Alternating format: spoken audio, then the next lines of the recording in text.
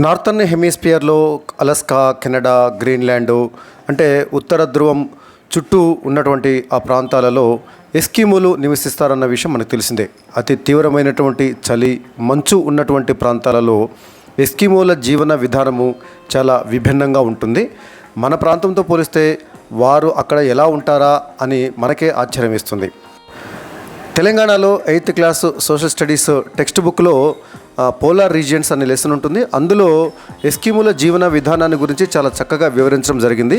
సరే, పుస్తకంలో ఎంత చక్కగా వివరించినా ప్రత్యక్షంగా చూస్తే ఆ అనుభవమే వేరే ఉంటుంది. సరే, మనం ప్రత్యక్షంగా అక్కడికి పోయి చూడలేము, కానీ వీడియోలో ఎస్కిమోల యొక్క జీవన విధానము, వారు వేటాడేటటువంటి పద్ధతి గురించి చక్కగా ఈ వీడియోలో తెలుసుకోవచ్చు. విద్యార్థులకి చాలా చక్కగా ఉపయోగపడుతుంది.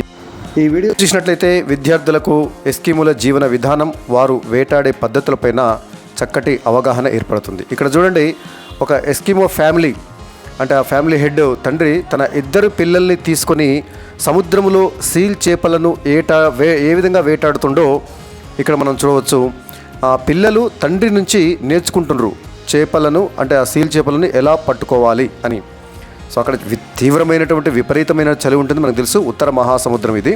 ఒకవైపు మొత్తం మంచు ఉంటుంది, ఇంకొక వైపు సముద్రము అలలతోటి నిండి ఉంది.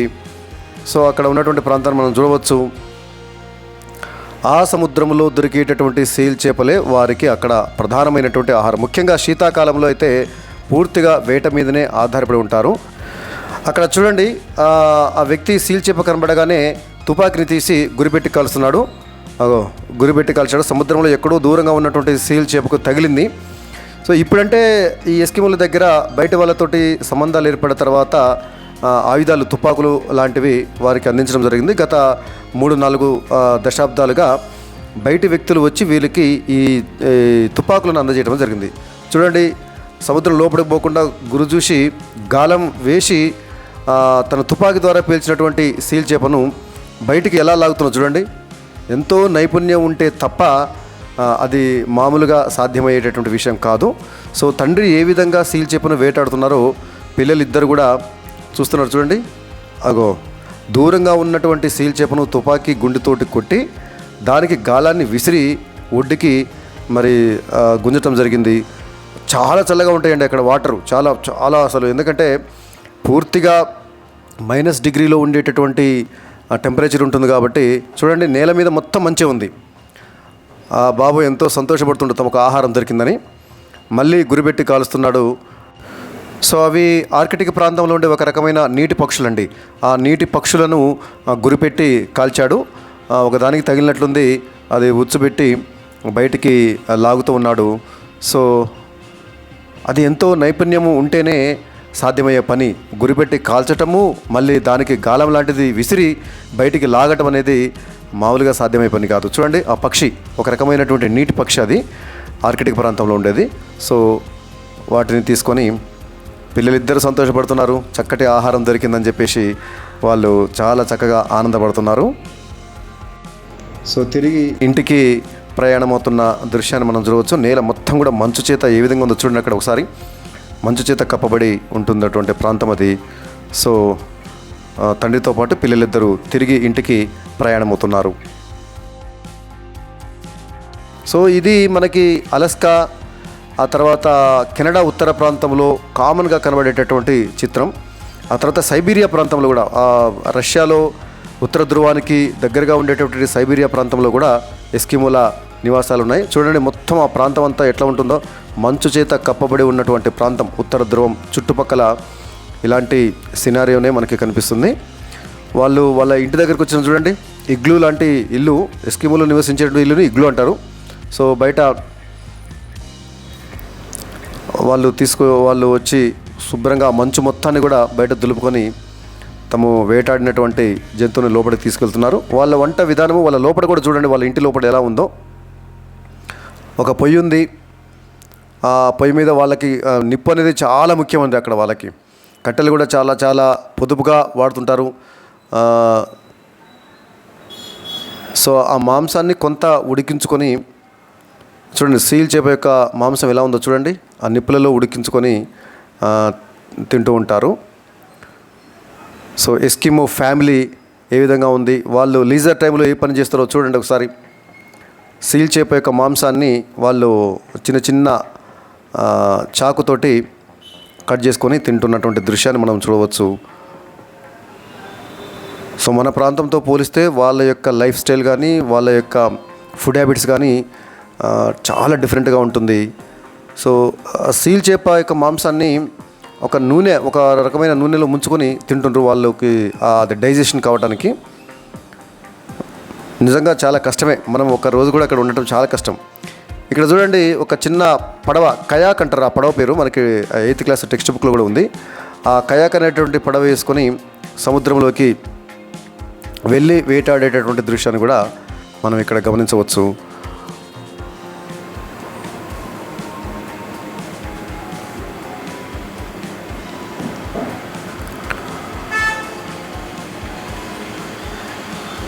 సో ఇది నలుగురు ఫ్యామిలీ మెంబర్స్ ఉన్నటువంటి ఎస్కిమో ఫ్యామిలీ. అత్యంత తీవ్రమైనటువంటి చలి ఉన్నటువంటి ఉత్తర ధ్రువ ప్రాంతంలో నివసించేటటువంటి ఎస్కిమోలు చాలా పురాతన కాలం నుంచి కూడా వాళ్ళు అక్కడ ఉంటున్నారు. అయితే ఇంతకుముందు చెప్పుకున్నట్టుగా గత 4-5 దశాబ్దాలుగా బయట వారితోటి సంబంధాలు ఏర్పడిన తర్వాత వాళ్ళ సంఖ్య క్రమంగా తగ్గుతూ పోతుంది.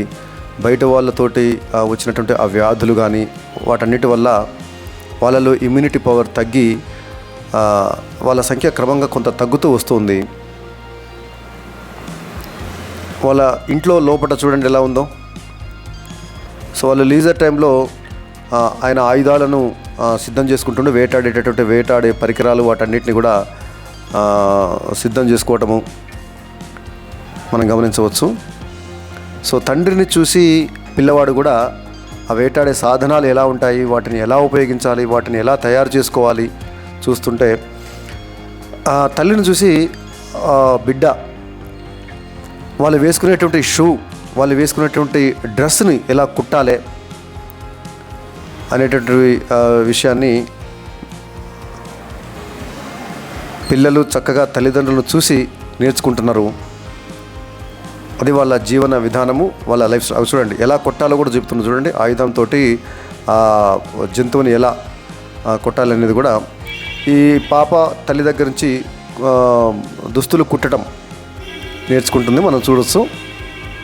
షూ వాళ్ళు వేసుకున్నటువంటి మంచులో షూ లేకుండా నడవటం అనేది ఇంపాసిబుల్ కాబట్టి మోకాలు వరకు దాదాపుగా ఉండేటటువంటి షూ వాళ్ళు వేసుకుంటుంటారు. ఆ షూని కుడుతున్నటువంటి దృశ్యాన్ని మనం గమనించవచ్చు. ఇప్పుడు నలుగురు ఫ్యామిలీ మెంబర్స్ కలిసి రెడీ అయినరు, షాపింగ్కి పోతుండ్రు వాళ్ళు.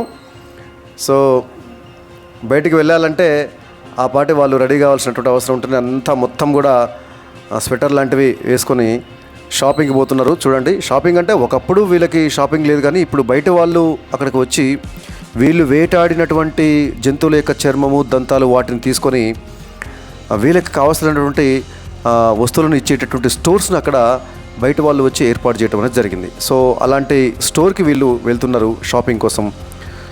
చూడండి అక్కడ ఆ షాప్ ఓనర్ అక్కడ ఉన్న చూడండి. సో ఈ ఎస్కిమో ఫ్యామిలీ వాళ్ళు వేటాడి తీసుకొచ్చినటువంటి జంతు చర్మాలను అక్కడ ఉన్నటువంటి ఆ షాప్ కీపర్కి ఇచ్చేసి, చూడండి ఒక సంచిలో వేటాడినటువంటి జంతువుల యొక్క చర్మాలు చూడండి పెద్ద ఎత్తున. సో ఇది అక్కడ ఎస్కిమోల లైఫ్ స్టైల్ మొత్తము చిన్నభిన్నం కావడానికి ఇది కూడా ఒక కారణం అండి. విపరీతంగా జంతువులను వేటాడటం వల్ల వాళ్ళకి ఆ తర్వాత ఆహారం దొరకకపోవడంతో వాళ్ళ సంఖ్య క్రమంగా తగ్గిపోతూ వస్తుంది.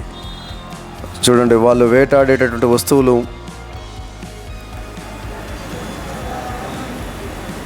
వీళ్ళు తయారు చేసి అక్కడ ఆ షాప్ వాళ్ళకి ఇవ్వడం జరుగుతుంది. దానికి బదులుగా షాప్లో ఉన్నటువంటి వస్తువులను తీసుకుంటారు అన్నట్టు. జంతువుల యొక్క విడి భాగాలు, స్కిన్, సీల్ చర్మం, ఇలాంటివన్నీ కూడా ఆ షాప్లో ఒక రకంగా చెప్పాలంటే అది బార్టర్ సిస్టమ్, అంటే వస్తు మార్పిడి సిస్టమ్. ఈ ఎస్కిమోలు సేకరించినటువంటి జంతు అవశేషాలు, ఆ స్కిన్, వాటన్నిటిని ఇస్తే ఆ స్టోర్లో ఉన్నటువంటి తమకు కావాల్సినటువంటి అగ్గిబిట్టలు కానీ, ఓట్స్ కానీ, ఇతర పదార్థాలన్నింటినీ తీసుకొని వెళ్తుంటారు. ఒక ఎగ్స్, అవన్నీ కూడా తీసుకుని వెళ్తుంటారన్నట్టు. ఆ విధంగా వస్తు మార్పిడి పద్ధతిలో ఈ స్టోర్లో నుంచి వస్తువులను తీసుకుని వెళ్తూ ఉంటారు. వాళ్ళకి కావాల్సినటువంటి క్లాత్ బట్టలు కూడా తీసుకువెళ్ళి వాళ్ళు కుట్టుకుంటుంటారు. సో ఇవి బయట వాళ్ళు పెట్టినటువంటి స్టోర్స్. ఒక రకంగా బయట వాళ్ళతోటి సంబంధాలు ఏర్పడిన తర్వాత వీళ్ళ జీవన విధానం చిన్నభిన్నమైందండి. ఎందుకంటే బయట వాళ్ళు వీళ్ళకి తుపాకులు అందించి వేటాడడాన్ని మరీ ప్రోత్సహించారు అన్నట్టు. దాంతో విపరీతంగా వేటాడడం వల్ల అక్కడ జంతు సంపద తగ్గిపోయింది. ఇక్కడ చూడండి, మళ్ళీ వాళ్ళు వెళ్ళిపోతుండ్రు. హిమానీ నదం అంటే మంచు ఒక నదిలాగా జారిపోతుంది చూడండి. చాలా జాగ్రత్తగా వెళ్ళాలి అక్కడ. చూడండి, అంత విపరీతమైనటువంటి మంచు గడ్డల మధ్య వాళ్ళు తిరిగి వెళ్ళిపోతున్నారు. ఆ పక్కన హిమానీ నదం, గ్లేజియర్ అంటారు ఇంగ్లీష్లో, గ్లేజియర్స్. ఆ హిమానీ నదం ఎలా పోతుందో చూడండి, మంచు ఒక నదిలాగా ఎలా జారిపోతుందో చూడండి ఇక్కడ హిమానీ నదం. సో ఇది కూడా మనకి 9th 10th 8th క్లాస్లో వచ్చింది. సో ఆ హిమానీ నదంలో చిక్కుకుండా వాళ్ళు చాలా జాగ్రత్తగా వెళ్ళడం జరిగింది. ఇక్కడ చూడండి, స్లెడ్జ్ బండులు, స్లెడ్జ్ కుక్కలు. వాళ్ళు ఒక ప్రాంతం నుంచి ఇంకొక ప్రాంతానికి ప్రయాణించాలంటే స్లెడ్జ్ బండులను ఉపయోగించడం జరుగుతుంది. వీళ్ళు ఇగ్లూ నుంచి బయటకు వచ్చి మొత్తం సామానాన్ని సర్దుకొని స్లెడ్జ్ బండి మీద సర్దుతున్నారు. సో వాళ్ళు ఒక ప్రాంతం నుంచి వేరే ప్రాంతానికి మరి వెళ్తున్నారు. సుదూరమైనటువంటి ప్రాంతానికి వెళ్ళేటప్పుడు ఈ స్లెడ్జ్ కుక్కల చేత చూడండి స్లెడ్జ్ బండి ఎలా ఉందో. సో ఇవన్నీ కళ్ళకు కట్టినట్టుగా ఈ వీడియోలో మనం చూడవచ్చు. సో తల్లి కూతురు ఇంటికి వద్ద ఉంటే బహుశా వీళ్ళు వేటకు బయలుదేరి ఉంటారు, తండ్రి కొడుకు. సో దూర ప్రాంతానికి వేటకు బయలుదేరుతున్నట్టు. స్లెడ్జ్ కుక్కలు ఎలా లాగుతున్నాయో చూడండి. ఇక్కడ మంచు మీద చుట్టూ మొత్తం నేల కనిపించకుండా మంచు కమ్మేసినటువంటి ప్రాంతం, నేల మొత్తం కూడా మంచు చేత నిండి ఉన్నటువంటి ప్రాంతము, విపరీతమైనటువంటి శీతాకాలం ప్రాంతం అది. సో వాళ్ళు ఆ మంచు మీద స్లెడ్జ్ బండి మీద ఎలా ప్రయాణిస్తున్నారో ఒకసారి మనం గమనించవచ్చు. మొత్తం మంచు ఎడారి. సో కుమారుడు స్లెడ్జ్ బండి మీద కూర్చుంటే తండ్రి వెనుక నడుస్తూ వస్తున్నాడు. అక్కడ వాళ్ళకి స్లెడ్జ్ కుక్కలు అనేటివి చాలా అవసరం అండి.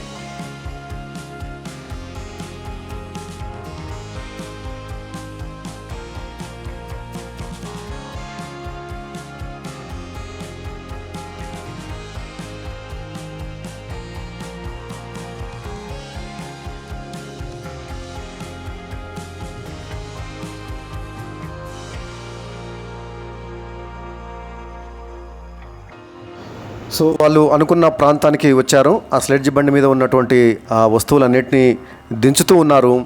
స్లెడ్జ్ కుక్కలు అక్కడ సేద తీరుతూ ఉన్నాయి. వాళ్ళ నివాస ప్రాంతం నుంచి చాలా సుదూర ప్రాంతానికి వచ్చేసారు. సో తండ్రి కొడుకులు ఇద్దరు కలిసి ఆ స్లెడ్జ్ బండి మీద ఉన్నటువంటి వస్తువులన్నిటి తీసి చూడండి, మంచు గడ్డలతోటి ఇగ్లూని ఎలా నిర్మిస్తున్నారో ఇక్కడ చూడవచ్చు. గుండ్రగా మొత్తం మంచు గడ్డలతోటి ఇగ్లూని నిర్మిస్తూ ఉన్నారు. సో వాళ్ళు ఆ స్లెడ్జ్ బండి మీద తీసుకొచ్చినటువంటి ఆ కర్రలతోటి మంచుతోటి ఇక్కడ ఇగ్లూని ఇగ్లూ అంటే ఎస్కిమోలు నివసించేటటువంటి నివాస ప్రాంతము.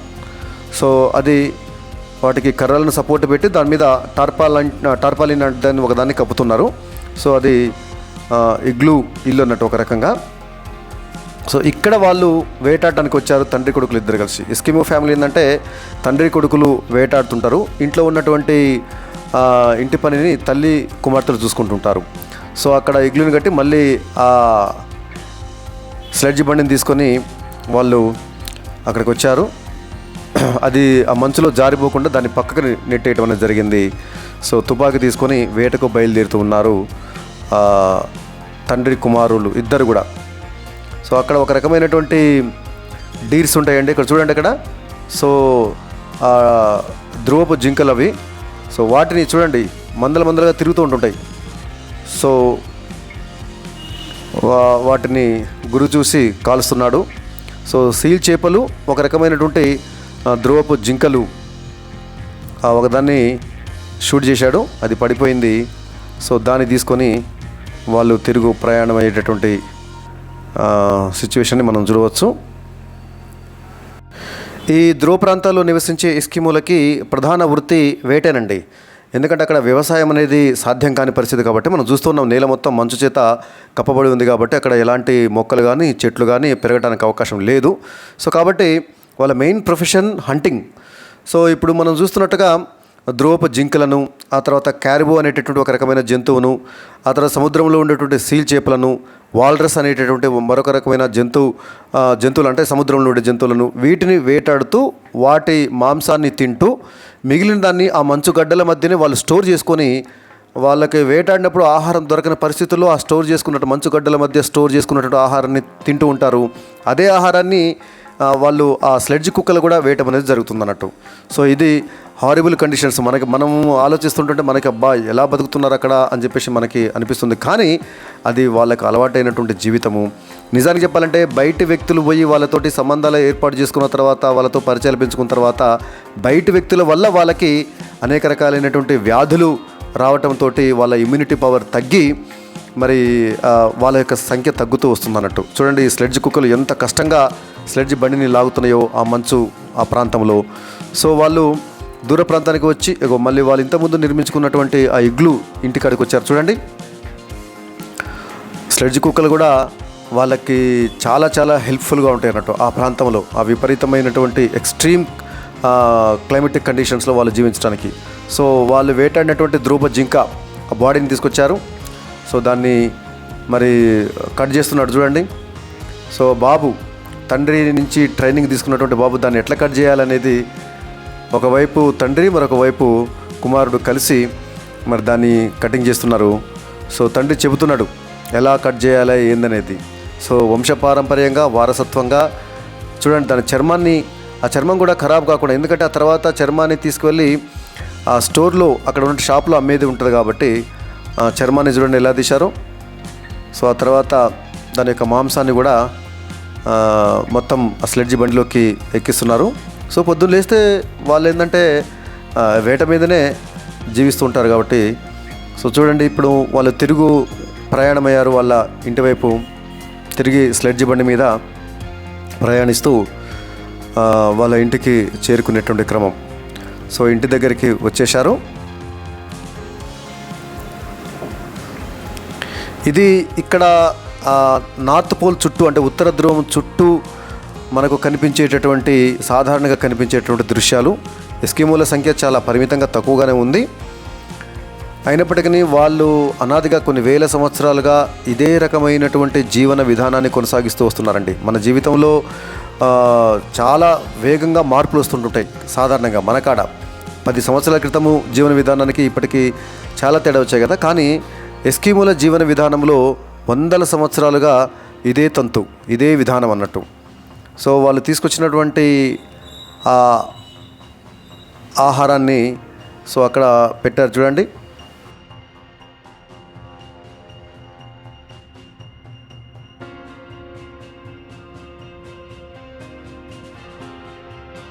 తిరిగి ఇంట్లోకి రావడం జరిగింది. సో వేటాడిన తర్వాత తండ్రి కుమారుడు ఇద్దరు కలిసి ఇంట్లోకి రావడం జరిగింది. ఎస్కిమోల జీవన విధానం మీద గతంలో కూడా నేను ఒక వీడియో పెట్టడం జరిగింది. ఒక ఫ్యామిలీ వాళ్ళ యొక్క ట్రెడిషన్స్, వాళ్ళ యొక్క కస్టమ్స్ ఎట్లా ఉంటాయి, వాళ్ళ జీవన విధానం ఏ విధంగా ఉంటుంది, పొద్దున్న లేస్తే నైట్ పడుకునేంత వరకు అనేది ఆ వీడియోలో ఉంది. ఈ వీడియోలో ప్రధానంగా ఎస్కిమోల యొక్క వేటాడేటటువంటి విధానం, వాళ్ళ జీవన లైఫ్ స్టైల్, వాళ్ళ జీవన విధానం ఏ విధంగా ఉంటుందో ఇక్కడ మనము స్పష్టంగా గమనించవచ్చు. ఇక్కడ చూడండి, ఖాళీ సమయాలలో ఎస్కిమోల పిల్లలు సంగీత వాద్య పరికరాలతో ప్రాక్టీస్ చేస్తున్నటువంటి విషయం ఇక్కడ గమనించవచ్చు. బయట వాళ్ళతోటి సంబంధాలు ఏర్పడ్డ తర్వాత కొన్ని ఇలాంటి ఎంటర్టైన్మెంట్ ప్రోగ్రామ్స్ వాళ్ళని ఏర్పాటు చేసుకోవడం జరిగింది. సో ఎస్కిమోల పిల్లలు ఆడుతూ పాడుతూ అక్కడ వాళ్ళు ఎంజాయ్ చేస్తున్నటువంటి దృశ్యాన్ని మనం గమనించవచ్చు. సో ఇంతకుముందు చెప్పుకున్నట్టుగా ఒక 70-80 సంవత్సరాలకు ముందు బయట వాళ్ళతోటి పరిచయాలు లేనప్పుడు పూర్తిగా వాళ్ళదైన జీవన విధానంతో జీవించేది. ఎప్పుడైతే బయట వ్యక్తులు వీరితోటి పరిచయాన్ని ఏర్పాటు చేసుకున్నారో, సో బయట వ్యక్తులు తమ స్వార్థ ప్రయోజనాల కోసం ఎస్కిమోలకి ఆయుధాలను, తుపాకులను అందించి జంతువులను వేటాడమని ప్రోత్సహించి విపరీతంగా జంతువులను వేటాడటంతో అక్కడ జంతు సంపద తగ్గి చివరికి ఎస్కిమోల జీవన విధానానికే ముప్పు ఏర్పడేటటువంటి పరిస్థితి మనం గమనించవచ్చు. ఇప్పుడు మనం చూస్తున్న వీడియో మొత్తం కూడా శీతాకాలం అంటే వింటర్ సీజన్కి సంబంధించి. సో అలస్కా, కెనడా ప్రాంతము, ఆ తర్వాత గ్రీన్లాండ్, ఆ తర్వాత రష్యాలోని సైబీరియా ప్రాంతంలో ఆ షేడ్ చేసినటువంటి ప్రాంతం ఉంది కదా, ఆ ప్రాంతంలో ఎస్కిమోల జీవన విధానం అండి. ఇదండి ఎస్కిమోల జీవన విధానము, వారు వేటాడే పద్ధతి, వాళ్ళ యొక్క ఆ సంస్కృతి ఎట్లా ఉంటుందో ఈ వీడియోలో చెప్పే ప్రయత్నం చేశారు. ఈ వీడియో మీకు నచ్చినట్లయితే లైక్ చేయండి, షేర్ చేయండి. నా ఛానల్ని సబ్స్క్రైబ్ చేసుకొని మిత్రులు ఎవరైనా ఉన్నట్లయితే సబ్స్క్రైబ్ చేసుకోవాల్సిందిగా కోరుకుంటూ మరొక మంచి వీడియోతోటి మళ్ళీ కలుద్దాం. అప్పటి వరకు సెలవు, నమస్తే.